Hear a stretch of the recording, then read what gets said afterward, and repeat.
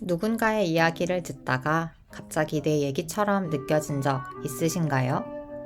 해외에 살기 시작한 지 4년이 됐습니다. 어느 순간부터는 이상하게 외롭고 내가 어디에 속한 사람인지 모르겠는 시간들이 찾아왔습니다. 그때 저를 붙잡아 준 건 비슷한 경험을 한 사람들과 나눈 이야기들이었습니다. 해외에 살다 보면 내 상황을 이미 겪어본 사람의 목소리, 나도 그랬어 라는 단 한마디가 버팀목이 되는 순간들이 있어요. 그래서 저는 궁금해졌습니다. 해외에서 살아가는 사람들은 어떤 이야기를 품고 있을지, 무엇이 이들을 여기로 이끌었고, 어떤 시간들을 지나왔는지. 이 팟캐스트는 특별한 사람들의 이야기가 아닙니다. 나와 비슷한 고민을 하고 비슷한 감정을 느끼며 살아가는 보통이지만 전혀 보통이 아닌 사람들의 이야기입니다. 인생은 멀리서 보면 희극이고 가까이서 보면 비극이라고 하죠. 하지만 저는 다르게 생각해요. 가까이서 들여다볼수록 더 아름다운 이야기들이 있다고요. 보통이 아닌 보통 사람들, 지금 시작합니다.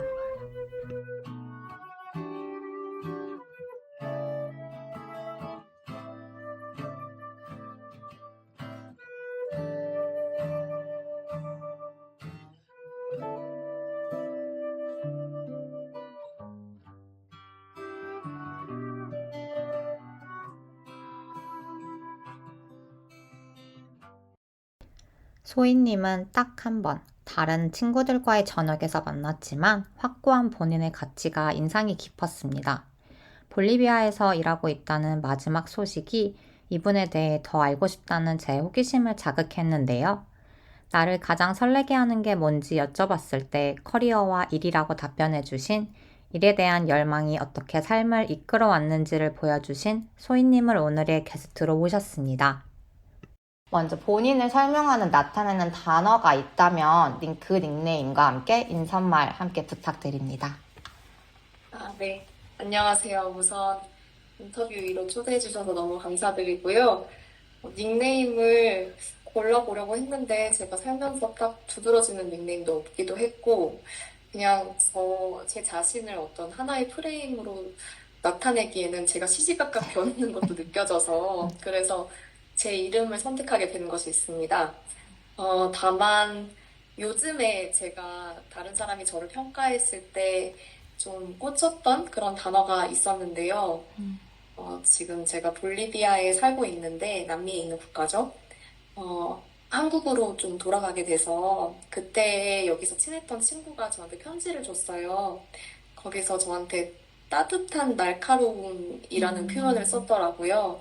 그래서 저를 좀 소개하자면 어떤 현상이나 아니면 사람들을 대할 때 어떻게 하면 더 사랑을 줄 수 있을 것인가 이런 고민들을 따뜻하게 하는 편이지만 또 그것을 표현할 때는 좀 직설적이고 솔직한 편이 있어서 날카로운 방향으로 나아가는 것도 있는 것 같고 또 최대한 그런 감성적인 면을 항상 이성적으로 소화해내려고 노력하는 것 같아요. 그래서 상대가 더 납득하기 쉽게 이해하기 쉽게 하려고 하는 그런 과정들을 거치는 경우가 있어서 제 성격을 좀 설명을 드리자면 따뜻하지만 또 날카로운 사람이 아닌가라는 생각이 들었습니다. 뭔가 약간, 근데 보통 사람들은 다 이제 양면성을 갖고 살아가잖아요. 사실 뭐 평상시엔 따뜻한 사람이지만 일을 할 때는 또 날카로울 수도 있고. 그래서 뭔가 그 표현이 되게 소희님을 저도 잘 모르지만 되게 잘 어울린다는 생각이 들었어요. 그러면 이미 스스로의 성격에 대해서 이제 뭔가 한 문장으로 표현해 주셨는데 보통 이제 주변 사람들, 뭐 친한 친구들도 그렇게 소희님을 그런 것 같아요. 제가 제 특징에 대해서 두드러지는 걸 생각해 본 적이 많이 없는데 되게 솔직하고 직설적인 편이라고 하더라고요. 그래서 좀 직선적인 면이 있지 않나 싶고 뭔가 제 머릿속으로 많이 생각했던 부분들은 소화가 되고 나면은 바로바로 좀 얘기를 하는 편인 것 같아요. 그러니까 예를 들어서 직장에서도 직장 상사와 혹은 동료와 또 제 솔직한 의견을 좀 나누는 편이고 그래서 마찰이 있을 때도 있어요, 솔직히. 근데 마찰이 있어도 제가 악의로 그러지 않았다는 걸 사람들이 아니까 좀 잘 화해를 하고 나중에는 결국에는 좋은 관계로 이어지는 경우들도 많이 있는 것 같아요. 그리고 또 뭐 책이나 영화 같은 걸 읽고 또 생각을 소화한 다음에 되게 많이 이렇게 말을 하는 걸 좋아하는데 그런 과정에서도 좀 내면에 있는 솔직한 생각들을 많이 꺼내놓는 편이 아닌가라는 생각이 들어요. 그래서 주변에서는 그렇게 평가를 최근에 특히 더 많이 받았던 것 같고, 저도 제가 살아왔던 인생에서 왜 이렇게 마찰이 많았나? 라고 생각해보면은 솔직했구나라는 걸 요즘에 좀, 네, 성찰했던 편인 것 같아요. 아, 그럼 솔직함이 약간 소희님이 추구하시는 인생의 가치관하고 연관이 있나요? 아니면은 또 따로 생각하시는 중요한 인생의 가치관이 있으세요? 음, 어, 가치관이라고 볼 수도 있을 것 같긴 한데요. 그냥 사람들을 대할 때 투명하게 대하려고 하는 편이고, 그리고 상대도 그렇게 대해줬을 때 어느 정도 제 바운더리 인간관계에 들어오는 것 같기는 해요. 근데 인생의 주된 가치관이 뭐냐 한다면, 글쎄요, 그것보다는 더 또 다른 것들도 있을 것 같기는 합니다. 어떤 구체적으로 다른 것들 어떤 게 떠오르세요, 혹시? 음, 예전부터 생각했던 건, 그냥 제가 살면서 이루고 싶은 미션이라고 한다면, 음, 그, 부자가 되는 방법이 돈을 많이 모으는 것도 있지만, 저는 제가 도움을 주는 헤드카운트? 사람 수라고 생각을 하거든요.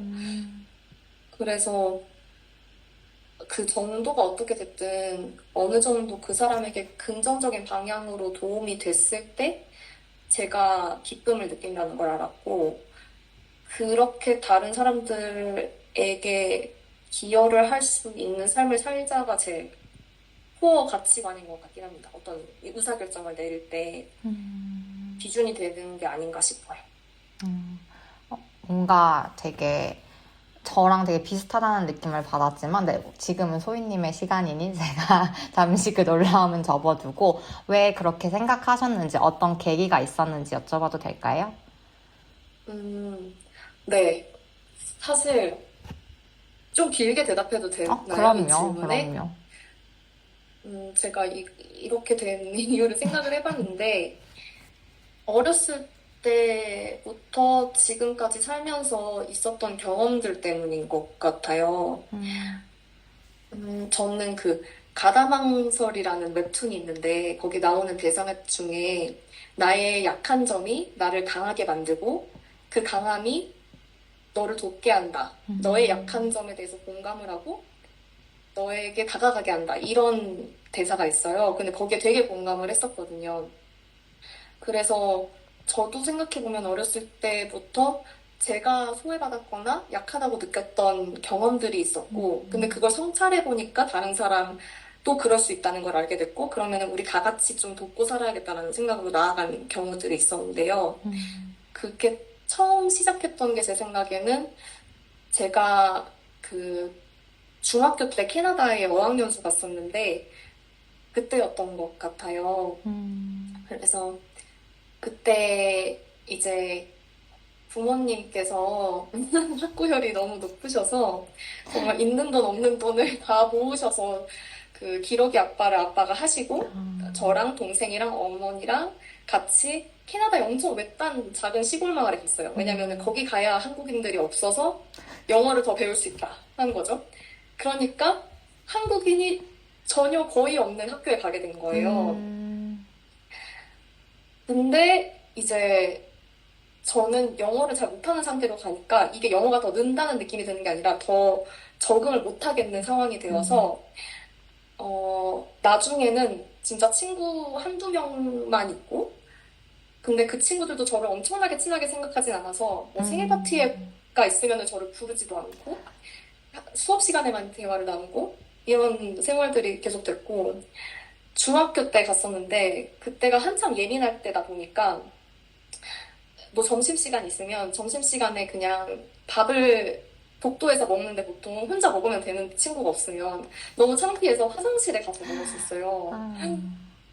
그런 약간 소외감 같은 것을 느꼈었고, 그 다음에 이제 수업 시간에도 영어를 못 알아들으니까 예를 들어서 축구 경기를 하는데 제가 태클을 한 것 같아요, 그때.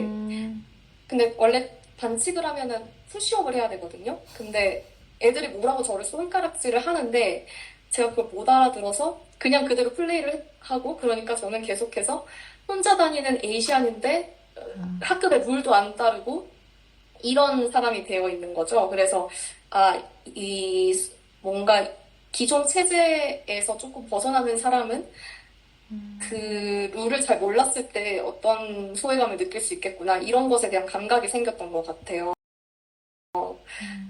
그래서 이때가 처음 이제 뭔가 한국에서는 정말 부모님이 열정적으로 지원을 해주셔서 뭐 학교에서도 맨날 반장 부반장 하고 또 학원이라는 학원은 다 다니고 뭔가 주류의 삶을 살다가 비주류가 되는 경험을 해봤던 것 같고요. 그러고 또 돌아와서는 다시 주류적인 삶을 살았는데, 제가 생각하는 이 주류적인 삶이란 뭐냐면 그 체계가 있을 때 거기서 평가하는 지표들이 있는데 그걸 거기서 그 지표들에 따라서 높은 점수를 얻으려고 노력하는 삶 같아요. 그러니까 예를 들어서 성적이 있으면은 성적을 높게 받는다든지, 아니면 반장 부반장을 뽑으면 임원이 된다든지. 그리고 저희 때는 어떤 것까지 있었냐면 남자애들이 여자애들 외모 평가를 했어요. 그래서 그러면은 그 외모 평가에서 나는 몇 등이었을까 이런 걸 신경 쓰는, 그리고 정말 상위 점수를 받으려고 아둥바둥하는, 그렇게 또 다시 살아갔거든요. 중고등학교 때. 근데 그러다가 고3 때 이제 저랑 절친한 남사친이 있었는데, 그 그 친구랑 또 저희 옆반에 유명한 남자애가 있었어요. 뭐 인기 많고 얼굴 잘생기고 이런. 그리고 저랑 같은 독서실에,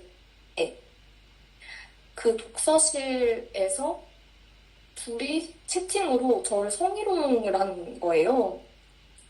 근데 그걸 나중에 다른 친구가 그 학교 독서실에 페이스북 메시지로 성희롱했는데, 그 친구가 그 옆반 애가 페이스북을 로그인한 상태로 독서실을 떠나서 이제 그 내용을 보게 돼서 저한테 대화 캡처를 보내줬어요.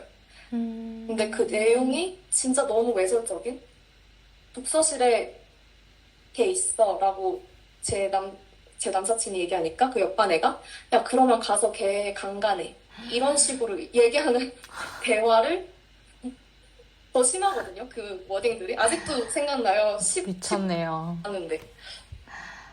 네. 그래서 그 대화를 가지고 이제 그 남자애 둘한테 가서 그 다음 날에 프린트 간 걸 가지고 가서 복도에서 무릎을 꿇게 하고 사과를 받았던 기억이 있거든요. 그래서 이런 데서 좀 뭐랄까, 그 전에 저는 남자들한테 외모 평가 몇 등일까 이런 걸 신경 쓰던 사람이었는데 뭔가 이 구조가 이상하다라는 걸 깨닫게 되고, 점점 더 뭐랄까요, 제가 약한 위치에 놓였을 때 어떻게 이걸 타개해야 될지에 대해 고민을 하게 된 것 같고요. 그거에 대해서 책임을 묻고 이제 사과를 받게 한다는 게 나이나 이때 상황을 고려했을 때 저는 되게 용기 있는 행동이라고 생각이 들거든요. 그래서 그때 만약에 소희님이 그 상황을 어떻게 헤쳐나가셨는지 조금 더 자세하게 설명을 들을 수 있을까요? 근데 그때는 정말 감정에 따라 행동했던 것 같아요. 지금 그런 일을 당하면 이제 어떤 전략을 세워서 저 사람에게 사과를 받고 인정을 받지, 이런 것들을 좀 더 냉철하게 분석하고 행동을 했을 텐데요. 그때는 그냥 너무 화가 나는 거예요. 이제 진짜 그 프린트를 해서 그 친구들이 저한테 성희롱한 내용을 읽는데 읽을 때마다 손이 덜덜덜 떨리고, 그래서 그냥 딱 감정적으로 왔던 생각이 가서 따져야겠다였어요. 그래서 그 다음날 거의 학교 도착하자마자 가서 따졌고, 따지는 과정에서도 그 감정에 오로지 이끌려서 엄청 소리 지르고 때리고 막 그랬어요. 제 감정을 어떻게 해야 될지 모르겠어서 막 이렇게 손이 나가게 되는 그런 상황이었어요. 그리고 명확한 증거가 있다 보니까 그 친구들도 사과를 했던 것 같고요. 사실 그때가 저희 이제 남자애들이 여자애들에 대해서 성희롱을 하는 것이 문제라는 게 인식이 많이 퍼지지 않은 시대였어요. 사실 고등학교 때는. 그리고 제가 대학교 오면서 뭐 그런 닉스 운동도 있었고 대자보 붙이고 이런 게 있었거든요. 그래서 아마 그 남학생들도 되게 당황했을 거예요. 이런 거를 뭐랄까요? 포인트 아웃 당한다고 해야 될까요? 그 고발 당하는 경험이 처음이었을 거고, 그래서 그들도 아마 우왕좌왕하면서 저한테 사과를 했던 게 아닐까 싶어요. 그리고 또 조금 길어지긴 하는데 아, 괜찮아요. 하나만 더 말씀을 그럼요. 드리면 왜냐면 이 사건들이 저한테는 아직도 기억에 남을 정도로 다 크게 기억에 남는 것 같아요. 그리고 하나 더는 이제 제가 대학생 때 정말 그 경제적 활동을 치열하게 했는데 그 이유가 중고등학교 때 이제 집이 조금 경제적으로 어려워지면서 대학 들어와서 제 돈으로 다 생활비를 벌었어야 됐어요. 그래서 막 과외도 4개씩 하고 알바란 알바는 다 해보고 뭐 놀이공원 그다음에 뭐 옷 매장 마트 등등 다 해봤는데 그렇게 사니까 너무 힘들어서 이제 한 번은 그 돈을 여윳돈을 모아서 교환학생을 간 적이 있어요. 그래서 미국에 교환학생을 가게 됐는데 그때 제가 가지고 있던 멘탈리티는 뭐랄까요? 나는 왜 이렇게 힘들지? 나는 왜 이렇게 계속 뭔가 이제 처음에는 주류적 삶을 살다가 점점 왜 나는 이렇게 비주류적인 삶을 살게 됐고 왜 나는 이렇게 남들보다 더 열심히 노력해야 되지? 이런 약간 패배의식에 차 있었는데 이제 미국 교환학생을 갔을 때 거기서 어떤 프로그램을 등록을 했었어요. 그래서 그 프로그램이 뭐였냐면 노숙인 체험을 하는 거였는데 그때 그 노숙인 체험이 그 지역에 있는 선교원에서 하는 거였고 거기서 얘기해 준 게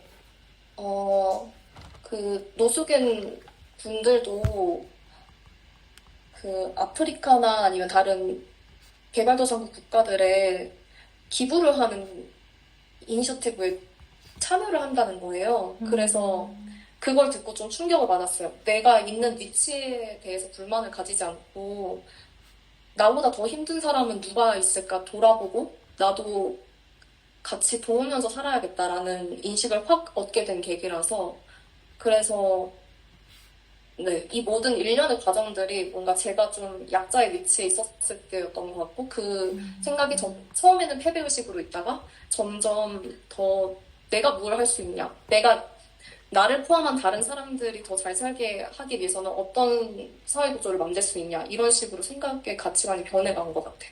어려운 얘기 나눠주셔서 감사하고 되게 뭔가 소희님이 되게 이야기가 점점 길어진다고 하셨는데 사실 어떻게 보면 인생에 저도 약간 돌아봤을 때 되게 의미 있고 기억에 남는 기억들을 손에 꼽으면 막 벌써 손가락 3개가 넘어가거든요.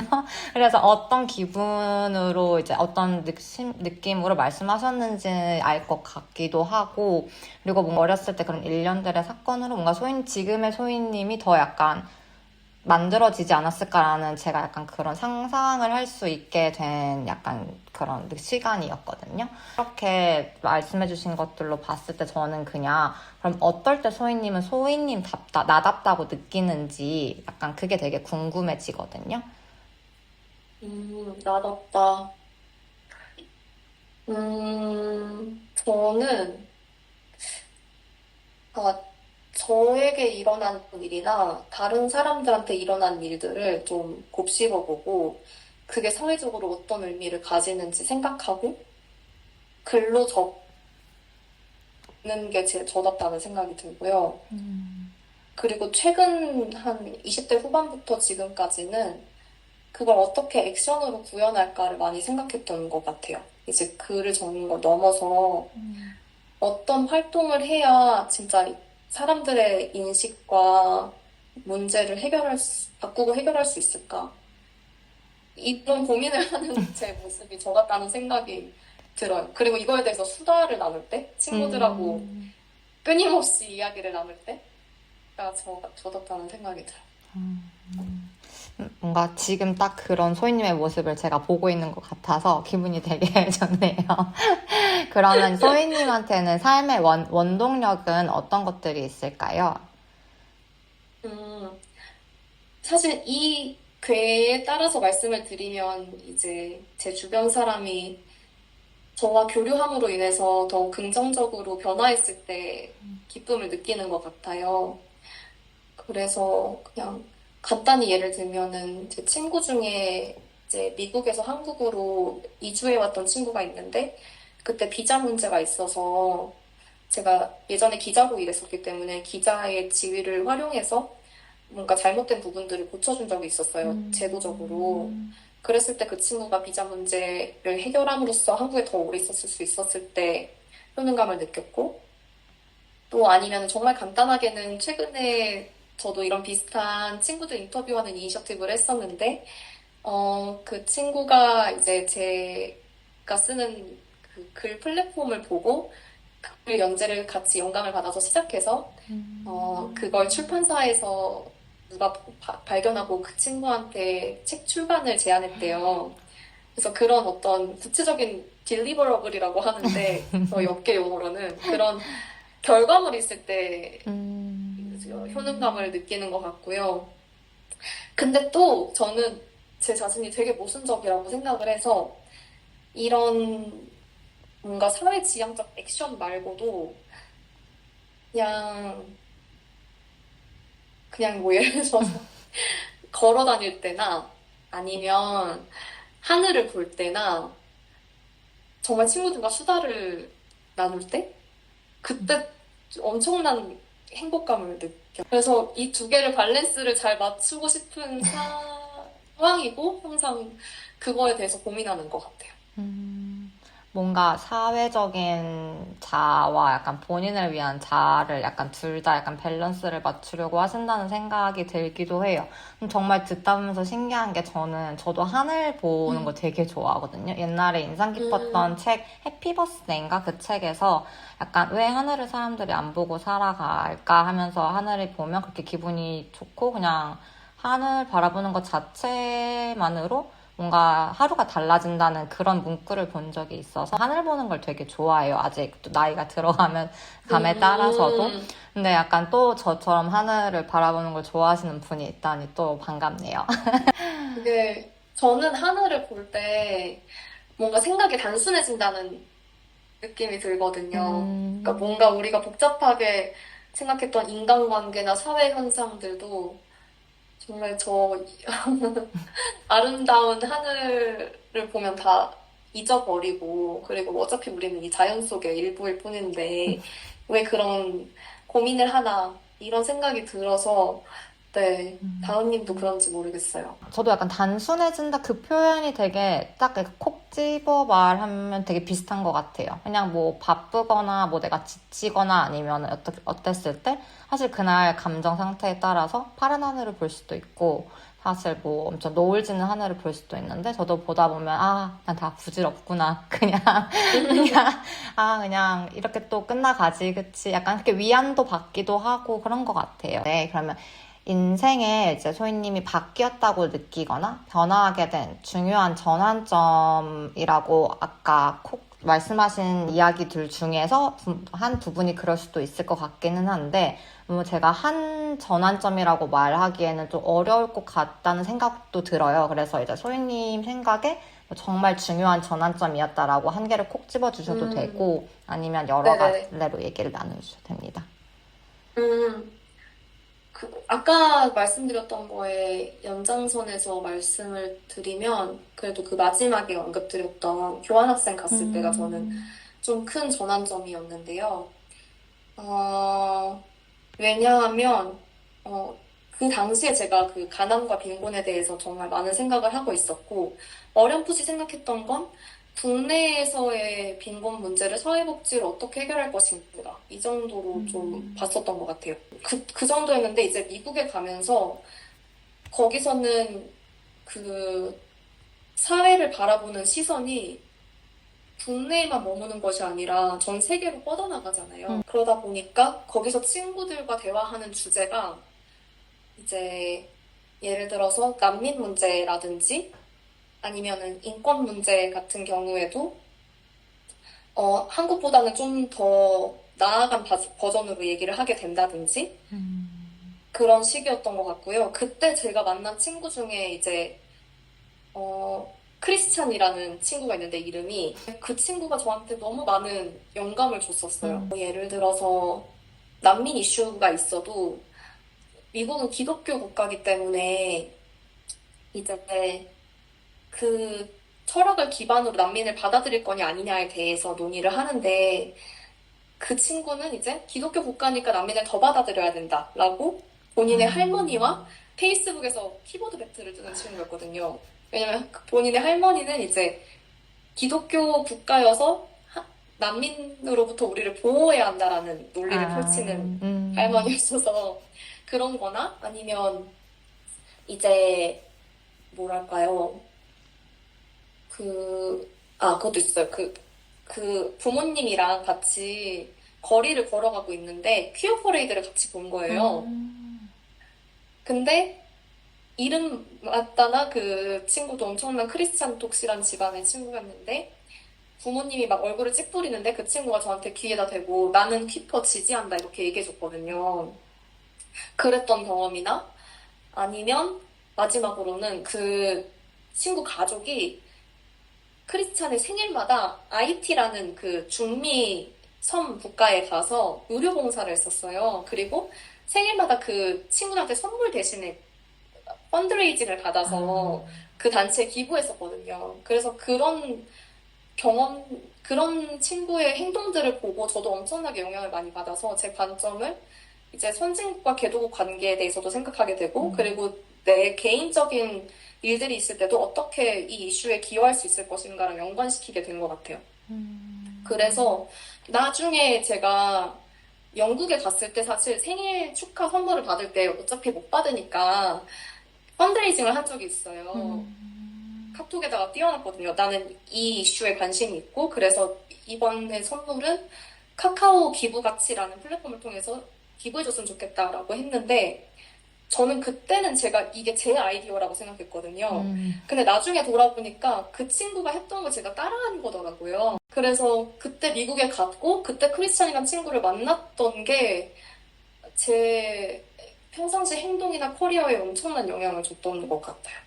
크리스찬 이야기는 저도 정말 감명 깊은데 또 소희님이 직접 그거를 본인 생일 때 그렇게 카카오톡 기부하기로 해서 하셨다고 하니까 더 대단한 것 같아요. 그러면 방금 전에 사실 살짝 이제 하셨는데 친구분을 통해서 인생도 그렇지만 커리어에도 영향을 많이 받았다고 하셨는데 어떻게 해서 지금 이제 볼리비아에 가게 되셨는지 살짝 이게 소개해 주실 수 있을까요? 네. 이것도 조금 있을 수 있는데요. 왜냐면 네, 제가 커리어를 전환해서 원래는 처음에는 제가 기자를 지망을 했었어요. 대학교 때. 왜냐면 학교에서 방송국 기자를 했었고 이제 사회 문제에 대해서 생각을 하다 보니까 그런 사회적인 부분에서 목소리를 내는 기자가 되자라는 생각을 하다가 교환학생을 중간에 갔다 온 거예요. 근데 그때 아까 말씀드렸듯이 뭔가 선진국과 개발도상국 간의 관계, 세계 가난 이런 거에 대해서 생각하다 보니까 제가 가지고 있는 상식선에서는 그러면 국제개발에 대해서 기사를 쓰는 기자가 되자라고 결론을 내렸어요. 그리고 그때 마침 제가 자주 가는 단골 술집, 맥주집이 있는데 거기에 자주 오시는 PD님이 계세요. 근데 그 PD님이 한겨레 신문 몇십 주년 특집으로 아프리카에 가시게 된 거예요. 같이 따라가서 그 페이스북 라이브 방송을 하셨거든요. 그래서 우리나라 언론도 개도국 이슈를 전할 수 있다라는 생각을 좀 더 강하게 갖고 이제 언론고시를 시작을 했는데요. 운이 좋게도 이제 제가 인턴했던 곳에서 평가를 좋게 받아서 기자 생활을 일찍 하게 됐어요. 근데 사실 개도국 이슈에는 관심이 없는 언론사였는데 중간중간에 이건 경제 이슈다 하면서 제가 발제를 조금씩 했어요. 그래서 쿠바라는 국가에 진짜 관심이 많아서 거기 갔다 와서도 기사 쓰고, 미얀마에도 갔다 와서 이제 EDCF라는 그 유상 원조가 있거든요. 우리나라에서 다른 나라에 원조를 주고 빚을 빌려주고 인프라를 짓는 건데, 그래서 미얀마 가서도 그런 취재를 하고 그랬어요. 근데 이제 이게 좀 한계가 있다고 생각을 했고, 기자로서 이슈 파이팅을 하고 국내에서 이슈를 다루는 것에는 진짜 개도국 현실을 바꾸는 것에는 한계가 있다고 생각을 하게 돼서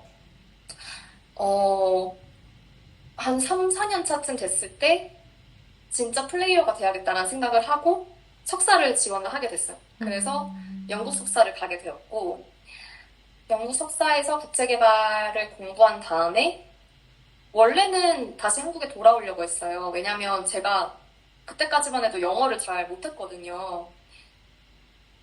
근데 생각보다 해외에서 일하는 사람들이 많다는 걸 알게 됐고, 영어 실력도 늦은 나이에 늘 수 있다는 걸 알게 됐어요.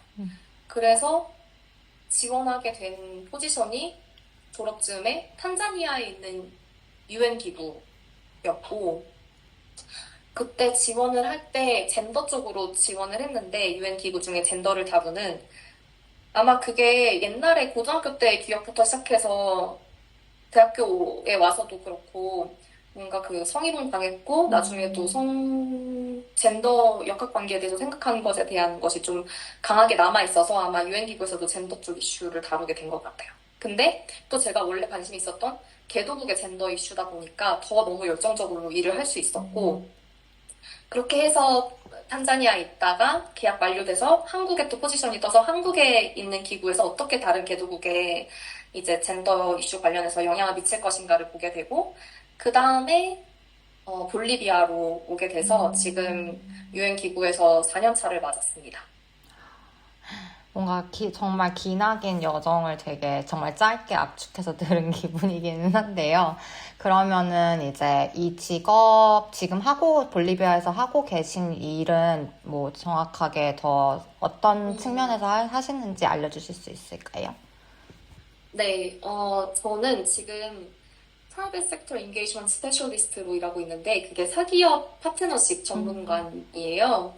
그래서 기업이 어떻게 하면 성평등을 증진하는 데에 도움이 될 수 있을지를 고민하고 그걸 기업들을 설득해서 실제로 행동을 이행하게 하는 역할을 하고 있어요.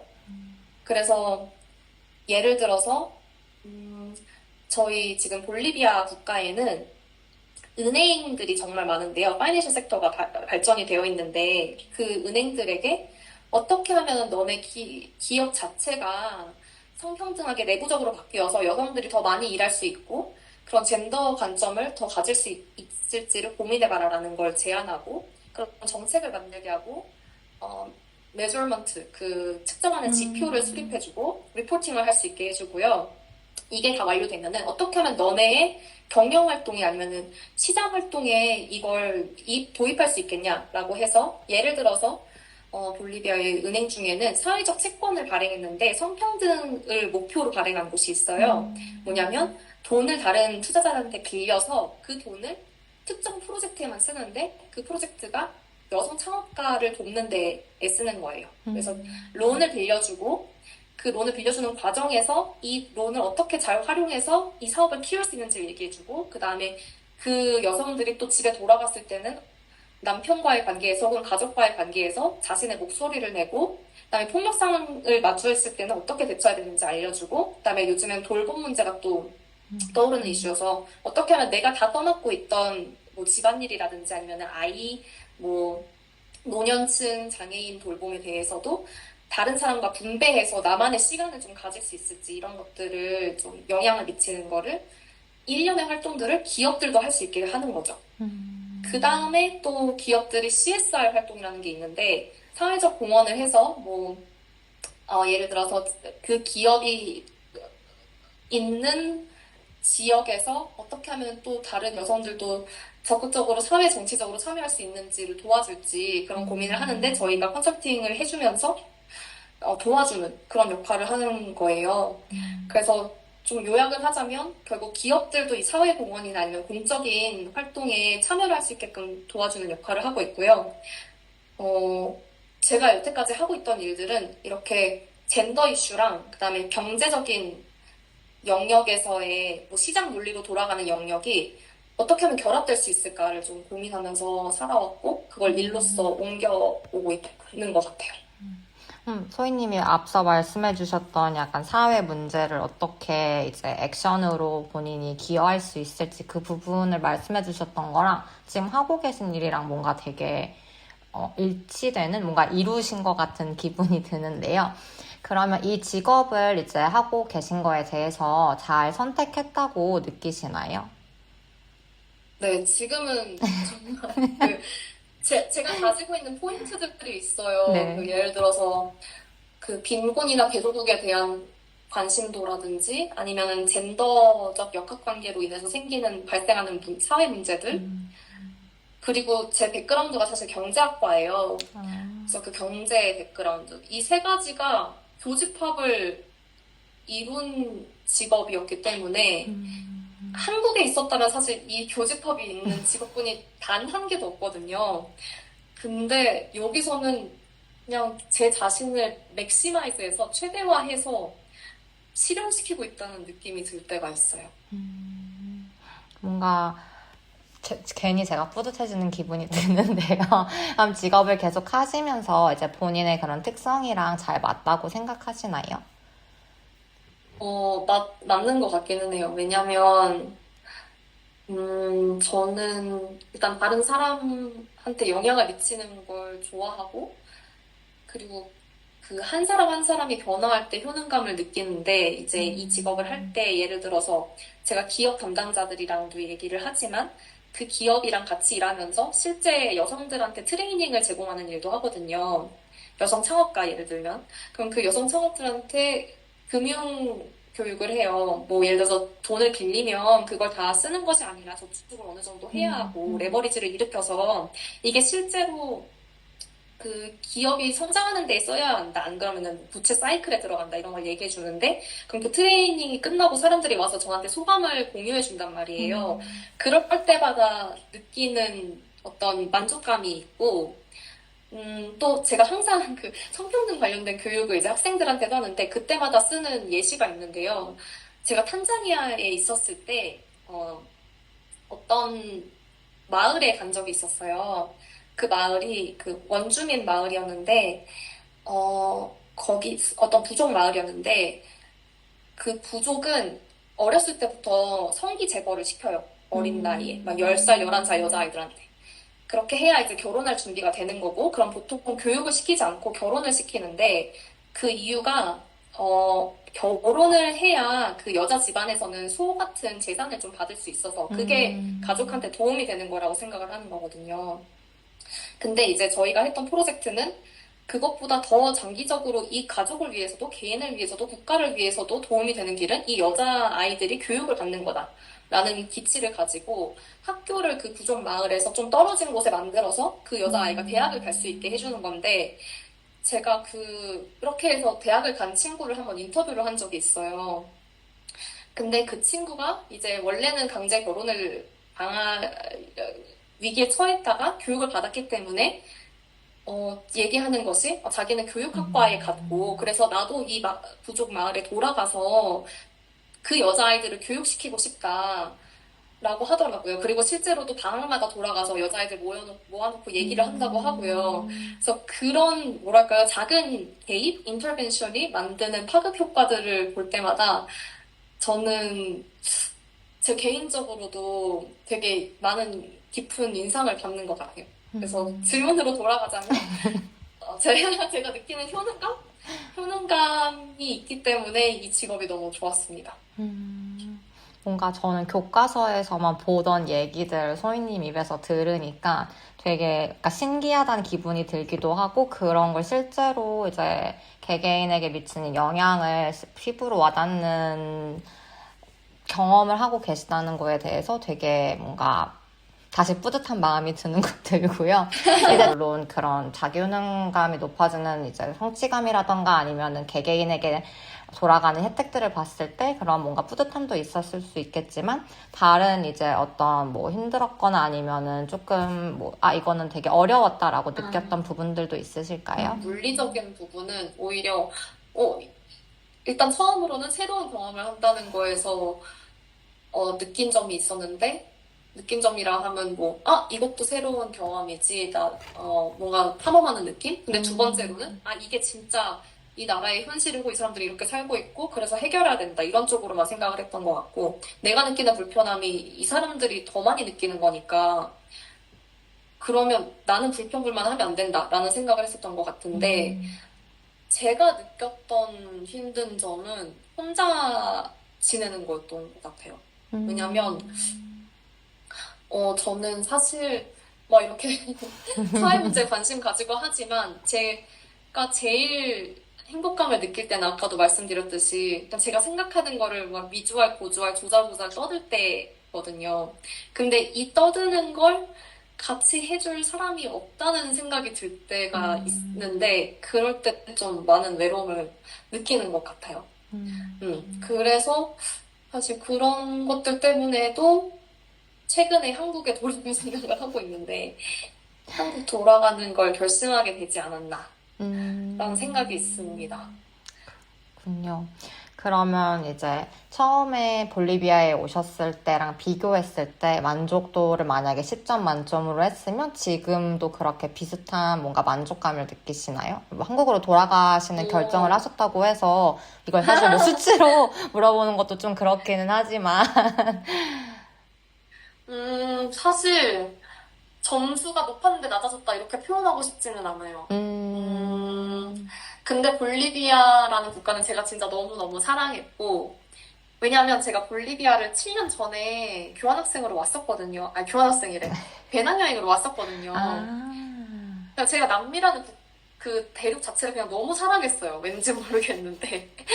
그래서 볼리비아에 처음 일하게 됐을 때도 와 내가 진짜 대학부터 사랑하던 나라에서 일을 하게 됐다니라는 그런 행복감이 있었던 것 같고 근데 그 과정에서 개인적으로 힘들었던 부분들이 있기 때문에 한국에 돌아가겠다고 결심을 하게 됐지만 제 결정을 후회하지는 않아요.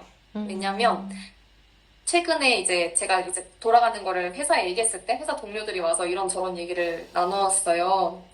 근데 그 회사 동료 중에 한 명이 너는 처음 여기 왔을 때 너와 지금 떠날 때 너가 완전히 다른 사람이 되어 있다. 너 처음 왔을 때 약간 주니어 티도 나고 그랬는데 이제는 다 너가 매니지하고 너가 직접 스페인어로 뭐 트레이닝도 딜리버리 하고 코디네이션도 하고 할 수 있지 않냐. 나는 너가 바뀐 게 보인다라는 얘기를 했기 때문에 뭐랄까요? 그냥 이 볼리비아에서의 제 모습이나 아니면 볼리비아에 대한 제 평가가 평균적으로 그냥 계속 높은 것 같아요. 그 안에서 업다운이 있다고 하더라도. 네. 그렇죠. 사실 이걸 수치화해서 여쭤본다는 것 자체가 조금 사실 저도 어감이 약간 굳이 이거를 저도 약간 지금 물어보면 처음 왔을 때 10점이면 지금 뭐 비슷하게 뭐 9점, 뭐 9.5점 이럴 것 같기는 하거든요. 사실 영어만으로도 저는 런던에 지내는 것도 힘든데 스페인어로 볼리비아에 지내시는 것 자체도 되게 어려웠을 것 같아요. 사람들이 다 영어를 할 수 있는 것도 뭐 그런 약간 전제 자체가 사실 전 틀린 것 같기도 하고 그래서 언어적으로 이제 계시면서 힘든 부분은 없으셨어요? 맞아요. 언어적으로도 힘들었는데 사실 영어부터 얘기를 하자면 제가 영국 갔을 때도 영어를 아예 진짜 못하는 채로 갔거든요. 그래서 예를 들어서 수업 시간에도 뭔가 토론을 하는데 제가 토론을 좋아하기 때문에 제가 먼저 발언은 하지만 사람들이 카운터 아규먼트를 했을 때 제가 못 알아들어서 yes, that's right 이렇게 얘기하면은 다 수업 시간에 다들 막 웃고 막 그랬어요. 그랬는데 유엔기구에서 일하면서 맨날 이메일이든 회의로든 영어를 써야 했고 심지어 그 영어가 되게 델리케이트해서 외교적으로 직설적으로 쓰면 안 되고 콩글리시를 쓰면 안 되고 되게 외교적으로 말을 하는 법을 배워야 됐기 때문에 그게 늘어가는 게 보여서 좋았고 특히 스페인어를 쓰는 국가에 왔을 때는 제가 영어가 더 편해진 거예요. 그래서 오히려 제가 영어를 할 때 자신감이 많이 붙었다는 점에서 좀 만족감이 들었어요. 근데 스페인어는 이제 완전히 자신감이 없는 채로 시작을 했고, 정말 처음에는 올라, 안녕하세요밖에 못했는데, 이제 회의에 원래는 저랑 2명이 대표해서 항상 기구에서 들어갔는데, 인력 부족으로 모든 걸 다 저한테 맡기고, 저 혼자서 기구를 대표하는 사람으로서 항상 들어가고, 심지어 리딩 기관이어야 했던 거예요. 그래서 좀 처음에는 진짜 그 파트너들의 기에 눌리기도 했고, 그 모더레이션이 너무 힘든 거예요. 또 여기에 기가 있으신 뭔가 좀 어떤 의견이 강하신 분들의 의견을 중재하는 게 너무 힘들었고, 그래서 나중에는 제가 뭐 예를 들어서 프로포절 같은 것도 막 발표하고 이랬어야 되는데, 컨설팅 펌에서 발표하듯이 클라이언트들한테 그럴 때는 막 애교를 부리는 방법도 배우게 되고, 아, 나는 스페인어 못하지만 내 마음만은 진심이다. 나를 알아줘라. 이렇게 얘기하면서 범퍼를 까는 법도 배우게 됐고, 나중에는 정말 그 트레이닝 스크립트를 달달달달 외우면서 경제적인 용어나 아니면 외교적인 용어에 대해서도 익히게 되면서 그래도 스페인어로 회의하는 게 무섭지는 않게 된 것 같아요. 결과적으로는. 그래서 그런 면에서도 볼리비아 오기 잘했다고 생각해요. 그냥 제가 원래 아예 없었던 스킬셋이 그쵸. 생기게 된 거니까. 근데 아직 힘들어요. 아직 힘들지만. 그렇죠. 저도 뭐 영어를 잘 하지 못하는 상태에서 와서 석사를 하면서 영어가 정말 나이 들어서 언어를 배운다는 게 정말 어렵구나를 사실 많이 느꼈거든요. 사실 지금도 뭐 이제 영어로 뭔가를 표현할 때 영어가 나쁘지는 않지 하지만 뭔가 한국어만큼 그렇게 뭐 구체적이거나 이렇게 콕 집어서 말하는 건 부족하다고 느껴지긴 하거든요. 근데 또 소희님은 스페인어까지 그렇게 하신다고 하니까 저도 직장에서 이제 동료들이랑 어떻게 하면 이제 조금 더 분위기를 조금 더 이렇게 부드럽게 만들 수 있고 뭐 유머 감각은 사실 없지만 이렇게 하면 사람들이 되게 좀 뭔가 이렇게 웃는구나 약간 저도 이런 포인트를 좀 배우고 그러는데 사실 그러면서 느꼈던 게 영어 할 때의 나의 그런 인격과 한국어를 할 때 나는 되게 다른 사람이구나를 느꼈어요. 근데 그걸 되게 다른 분들도 많이 느끼시더라고요. 그래서 소희님은 그러면 사실 뭐 영어를 할 때랑 스페인어로 이렇게 하실 때 뭔가 좀 다른 부분이 있다고 생각하세요? 네. 많이 다른 것 같아요. 일단 한국어 할 때, 영어 할 때도 다르고, 한국어 할 때는 더 좀 모든 것에 적극적인 편인 것 같은데, 영어랑 스페인어 할 때는 그냥 사람들이랑 교류를 많이 하고 싶지 않고 혼자 있고 싶어요. 맞아요. 저도 이것까지는 괜찮아. 근데 이건 약간 사교적인 대화고 나는 그만 얘기하고 싶어. 맞아요. 저도 그게 어떤 느낌인지 알 것 같아요. 네. 그래서 아까 캐나다에 있을 때 네. 점심시간 혼자 밥 먹었을 때 창피해서 숨었다 했잖아요. 근데 지금은 오히려 그냥 나 혼자 있고 싶은 걸 너무 드러내고 점심시간에 제가 기분이 괜찮을 때는 그 캔틴이라고 그 식사 같이 하는 곳에 가서 먹는데 아닐 때는 혼자 나가서 먹거든요. 그게 너무 마음이 평안해서 그래서 그쵸. 맞아요. 이 질문은 뭔가, 지금 한국을 돌아가시게 되는 뭐 이유랑 연관이 있을 수도 있고 없을 수도 있긴 하지만, 지금의 이제 소희님은 이제 지금의 나를 어떻게 정의하시는지 이제 여쭤봐도 될까요? 이제 저는 사실 영국에 살면서 나는 한국인이긴 하지만 여기에서는 이 사회에 속하지 못한 뭐 이방인. 한국에 있으면은 느껴볼 수 없는 감정이긴 하잖아요. 사실 우리는 똑같이 다 한국 사람들과 한국 사회에 살고 있고 뭔가 아까 주류 비주류 말씀하신 것처럼 그런 거에 뭐 상관없이 어쨌든 내가 이 사회에 속해 있다는 느낌을 받는데 영국에서는 사실 그런 해외에 살다 보면 사실 그런 느낌을 받기가 어려워서 소희님 같은 경우에는 볼리비아에 사시면서 어떻게 느끼셨는지 궁금해요. 이방인 그니까요. 맞아요. 사실 그 단어를 되게 잘 말씀해 주신 게 아까 제 인생의 터닝 포인트가 됐던 경험들도 결국에는 이방인으로서의 경험을 했던 경험들이었던 것 같아요. 그냥 그 캐나다에서 혼자 밥 먹었던 거랑 뭔가 아까 고등학교 때 정말 친한 친구라 생각했는데 저를 뭔가 깎아내리는 얘기를 했을 때 아, 내가 얘네랑 같은 그룹에 속한 게 아니었구나라는 감각을 얻었을 때나 아니면 미국에 갔을 때도 그때는 내가 이제 사회적으로 경제적으로 이방인이라 생각했는데 그게 또 어떻게 다르게 체험될 수 있는지에 대한 고민을 했던 것 같고 그래서 계속해서 좀 그 사회 주류로 가기보다는 이방인으로서의 삶을 직접 살고 있게 되는 것 같고 더 이 아프리카에 가게 된다든지 남미에 가게 되는 것도 이방인에게 자처를 계속 하게 된 것 같아요. 어떤 뇌 의사결정 구조의 메커니즘에 의해서. 근데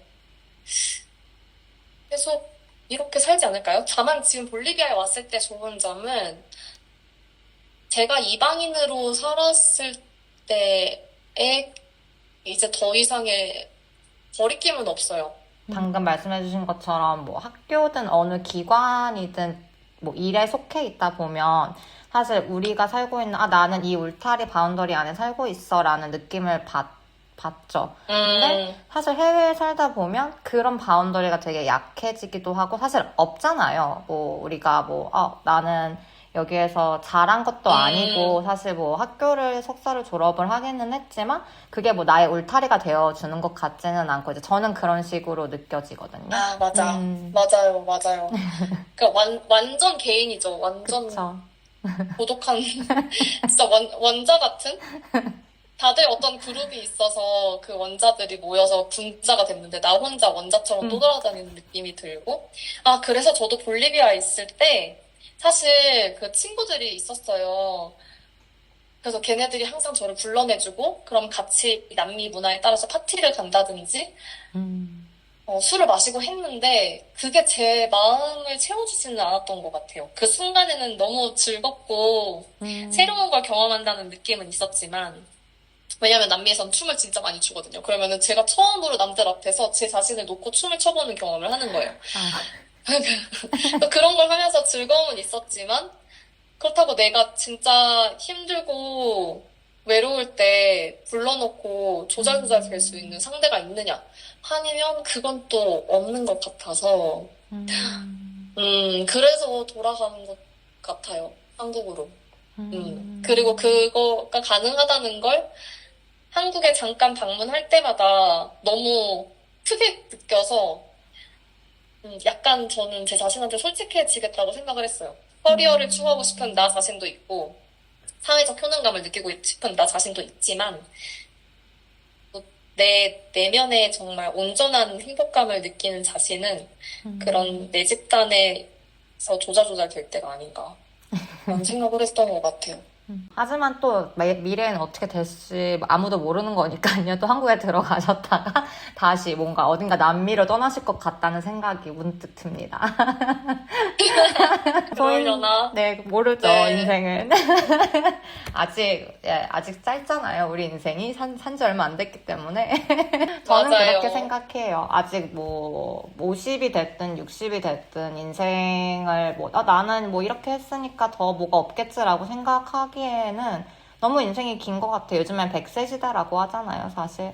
저희는 아직 40대가 아니기 때문에 그렇게 생각을 해봅니다.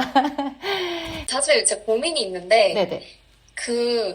요즘의 고민은 그게 양립이 안 되는 것 같아요. 그러니까 나가고 싶은 나 자신과 친한 사람들과 조잘되고 싶은 나 자신이 같이 양립될 수 있는 환경이 있었으면 좋겠는데 보통 이렇게 나가려는 사람을 한국인들이 보면 또 저를 이방인으로 생각하더라고요. 그쵸. 그리고 약간 얘는 외국에서 살다가 왔네? 그렇기 때문에 또 이방인이 되는 게 있다고 하더라고요. 그 단어 자체가 주는 어감이 되게 약간 너는 나랑 살짝 달라? 약간 이런 느낌인 것 같아서 또 약간 저도 이제 돌아가는 걸 생각을 안 해본 건 아니어서 이제 그래서 아는 언니한테 이제 물어봤을 때 이제 그 언니가 했던 말이 너는 지금 한국에 가면 너가 거기에서 이방인이야 라고 하는 거예요.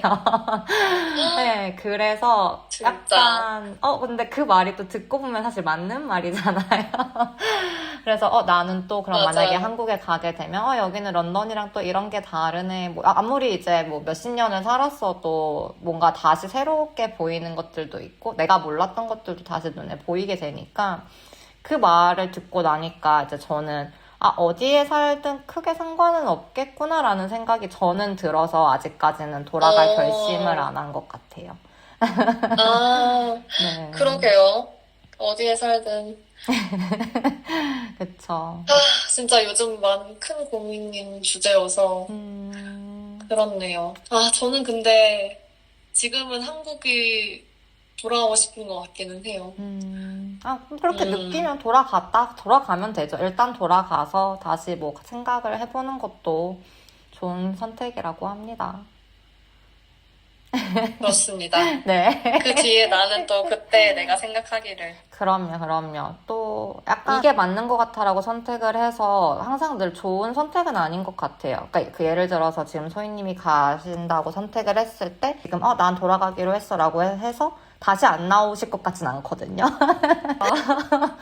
뭐 아니면 한국에서 조금 더 뭔가 이제 말씀하셨던 교집합이 되는 그런 직업을 찾아서 더 뭔가 다른 방향으로 나아가실 수도 있을 것 같아서 저도 이제 커리어 전환을 해본 사람으로서 뭔가 그렇게 쉽게 이렇게 딱 하고 끊어지는 건 아니더라고요, 결정이. 제 사담은 여기까지 하고. 아니에요. 그러면, 네. 네네. 그러면 이제 소희님은 만약에 다시 선택하신다면 볼리비아를 다시 가실 것 같으세요?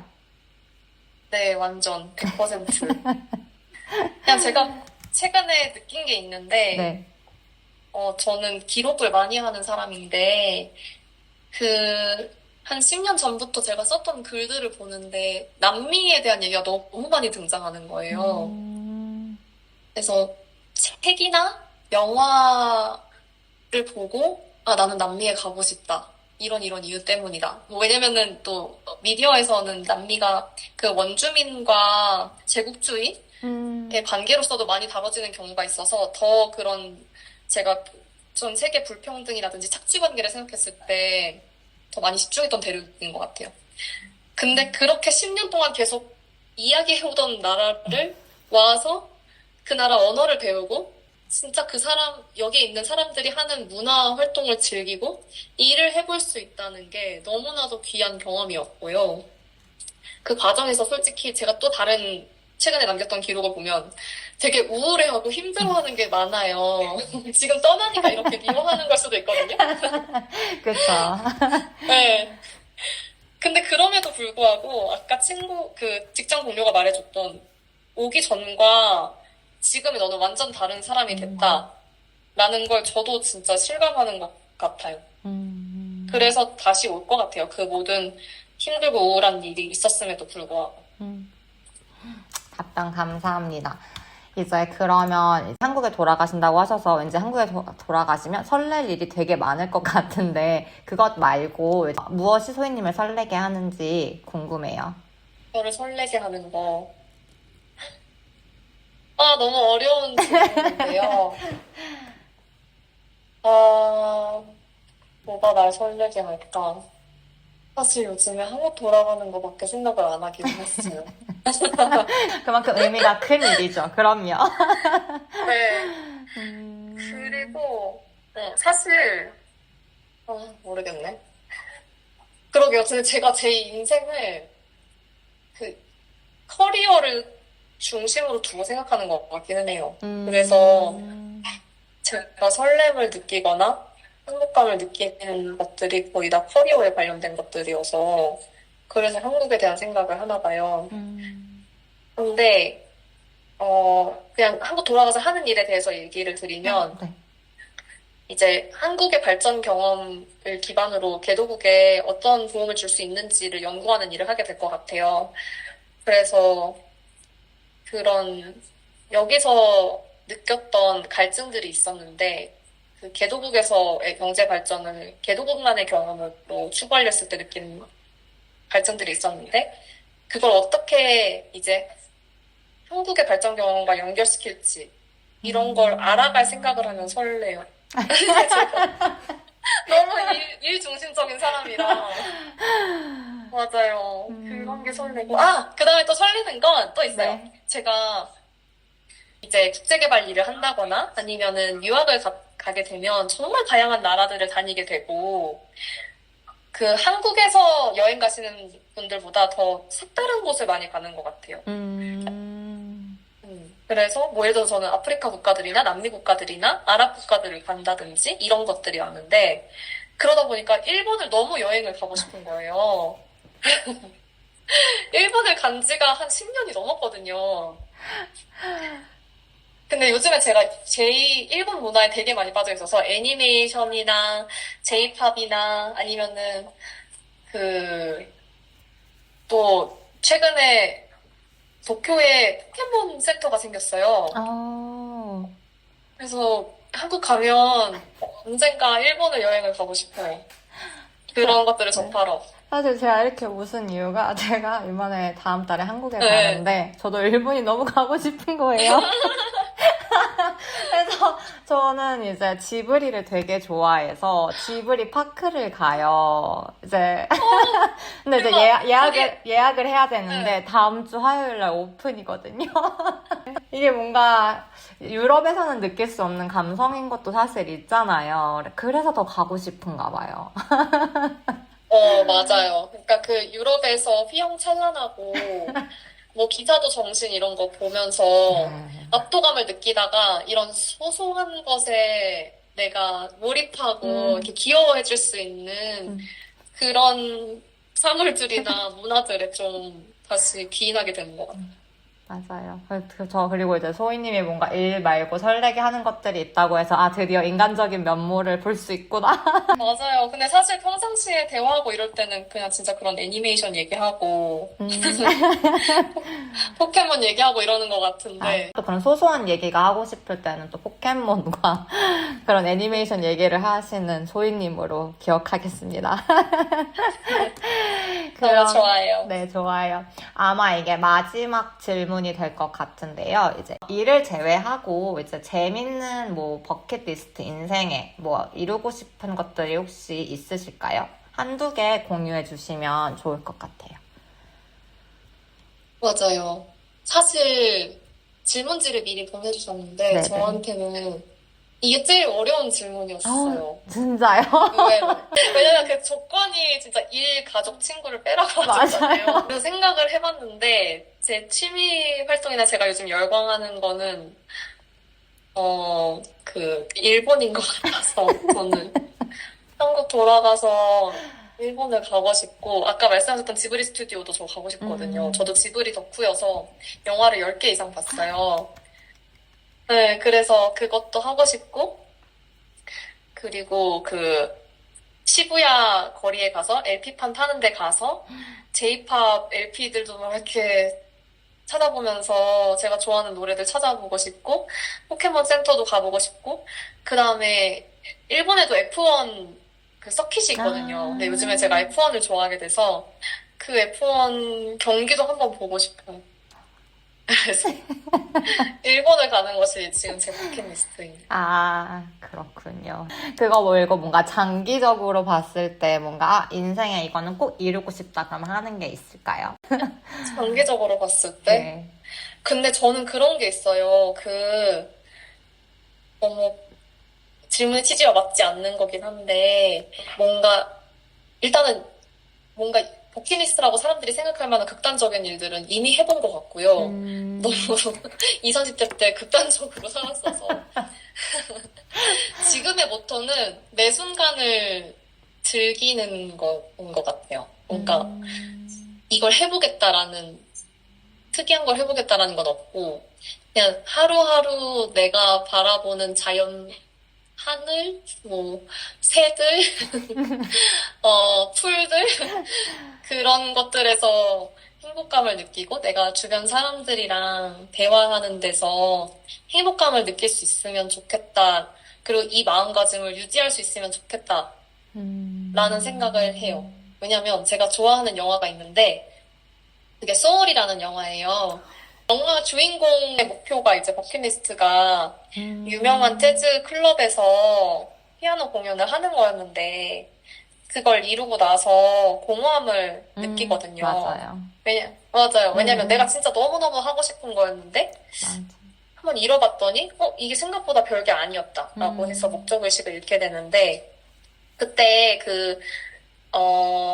재즈 클럽 주인분이 해주시는 말이 물고기끼리 대화를 얘기해 주세요. 근데 어떤 한 물고기가 나는 너무 바다를 보고 싶어 이렇게 얘기하는데 그 다른 물고기가 너는 이미 바닷속에 있잖아 라고 얘기를 해요. 그랬더니 그 물고기가 나는 그냥 지금 물속에 있는 게 아니었나?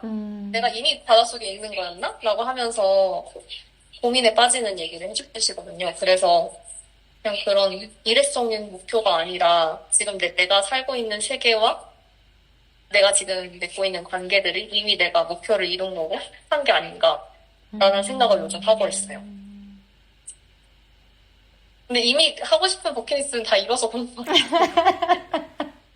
저는 되게 배우고 싶고 하고 싶은 게 되게 많아요. 그게 약간 어. 버킷리스트라고 사람들이 말하는 거에 속할지는 잘 모르겠는데 뭐 예를 들어서 되게 소소한 뭐 피어싱 해보기, 뭐 문신 해보기, 뭐 스카이다이빙 해보기 약간 이런 것들 약간 소소한 건 거의 다 했는데 근데 약간 이게 해가 갈수록 뭔가 배우고 싶고 하고 싶은 게 조금씩 달라지잖아요. 저는 이제 올해는 내가 보고 싶은 공연 최대한 많이 다양하게 보기 해서 연극도 보러 가고 발레 이제 뭐 데뷔하는 그런 사람들 작품도 보러 가고 그리고 이제 올해는 약간 여행을 좀 뭔가 제가 하고 싶었는데 뭐 3년 동안 이제 여기 런던에 있으면서 파리에 지베르니 가보고 싶었는데 3년 동안 한 번도 계획을 안 해본 거예요. 그래서 이거는 올해 좀 내가 해보고 싶었던 거 미루지 말고 해봐야 되겠다. 그것도 계획하고 있고 이제 마라톤을 한번 해보고 싶은데 저는 이제 그래서 올해 하프 마라톤을 해보거든요. 일단 그래서 하프 마라톤도 해보고 그러니까 그래서 저는 약간 이게 버킷리스트라기보다는 저는 매년 갱신되는 그냥 하고 싶은 리스트인 것 일들이 같아요. 있구나. 맞아요. 하프 마라톤 정말 힘든데 도전하신다는 게 대단하시네요. 근데 또 안 되면 그냥 마지막에 걸으려고 생각하고 있어서 뛰는 연습을 하고 있기는 한데 근데 달리기를 시작하고 나서 저는 되게 삶이 되게 질이 변했다고 생각해요. 그래서 이래서 사람들이 달리기를 하는구나라고 또 느꼈던 것 같아요. 다은님 달리기를 하시고 계시는구나. 너무 좋은 것 같아요. 맞아요. 저한테도 달리기가 그 하늘 보기랑 같은 효능감을 느끼게 해주는 행위 같거든요. 맞아요. 진짜 그 힘든 순간이 좋은 것 같아요. 차라리 육체적으로 힘든 게 맞아요. 머릿속으로는 더 자유로워지는 느낌이라. 그쵸. 맞아요. 약간 정말 내 몸은 죽을 것처럼 힘든 그 순간에 아무 생각도 할 수 없다는 그걸 그때는 못 깨닫고 나중에 그거를 깨닫는 순간 저는 약간 좋은 운동이라기보다는 그냥 나를 위한 시간인 것 같아요. 그래서 요즘에는 달리기를 일주일에 1번, 2번 하고 있는데 그렇게 하다 보니까 안 하면은 좀 이제 몸이 약간 필요로 하는 걸 느껴져요. 나아진 나의 모습을 되돌아보면서 또 즐거움을 느끼고 이런 것 같아요. 맞아요. 그래서 오늘 되게 뭔가 소희님 인생 얘기를 들으면서 저는 중단 있었던 조그만 이제 소희님이 뭔가 조금 더 커가면서 이제 글을 사실 행동으로 옮긴다는 게 어려운데 그거를 이루어 나가고 계시는 것 같아서 이미 이런 부분도 있으시고 그래서 되게 저한테도 되게 뭔가 뜻깊은 시간이었고 소희님한테도 뭔가 그런 시간이 되었으면 하는데 인터뷰를 이제 마치면서 혹시 어떤 기분이 드시는지 여쭤봐도 될까요? 일단은 제 얘기를 들어주는 사람이 있다는 게 좀 감사드렸고요. 그리고 다은님의 삶도 궁금해요. 왜냐면 이게 진짜 그 인터뷰를 처음에 제안했었을 때 보낸 글이 있으신데 그 인생을 멀리서 보면 비극이지만 가까이서 보면 희극이다 이런 얘기를 해주셨고 그런 다들 드라마가 있는 개인들이 모여서 이 세상을 사는 것 같아요. 그래서 나한테도 이런 서사가 있다는 걸 알게 되고 이제 다른 사람들은 어떤 서사가 있을지도 궁금하고 네, 그래서 다은님의 얘기도 언젠가 녹음을 해주시길 바라는 마음입니다. 여기까지 소희님의 이야기였습니다. 덴마크에서 시작된 휴먼 라이브러리라는 운동이 있습니다. 낯선 사람과 마주 앉아 아무 판단 없이 서로의 이야기를 나누는 거예요. 처음엔 어색하지만 대화가 끝날 때쯤 사람들은 이렇게 말한다고 합니다. 이렇게 솔직하게 누군가와 얘기해 본 게 언제였지? 하고요. 오늘 소희님의 이야기가 여러분께 그런 순간이 되었으면 합니다. 다음 에피소드에는 어떤 이야기를 가지고 올지 저도 벌써 기대가 됩니다. 보통이 아닌 보통 사람들, 다음 화에 만나요.